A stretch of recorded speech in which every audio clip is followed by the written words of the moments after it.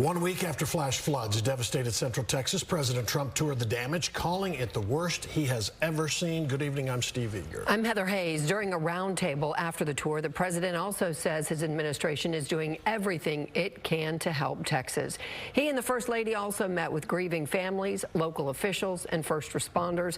The death toll remains unchanged from 120 yesterday, with 96 deaths in Kerr County alone. That includes 36 children. More than 160 people are still missing from the county. Fox 4 Stephen Dial live in Kerr County with the latest. Stephen. President Trump was emotional at the beginning of his remarks, talking about how just shocked he personally was to see the damage, and then to talk about the deaths that have happened.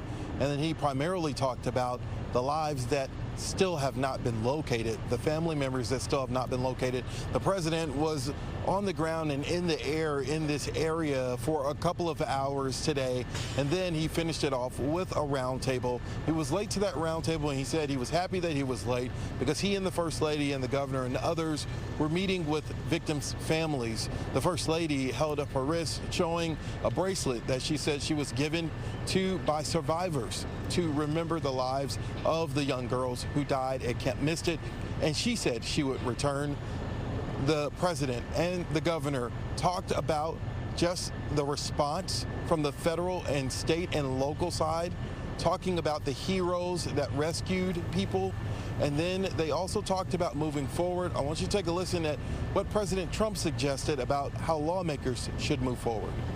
There is no system right now. There's been a thing like this has never happened that anybody knows, certainly not to this extent. But I know the governor and everybody is working on it. They're meeting, and they'll figure something out. The governor is calling lawmakers back to Austin on July 21st in 10 days. And one of the priorities will be to make changes. A lot of things that have been mentioned.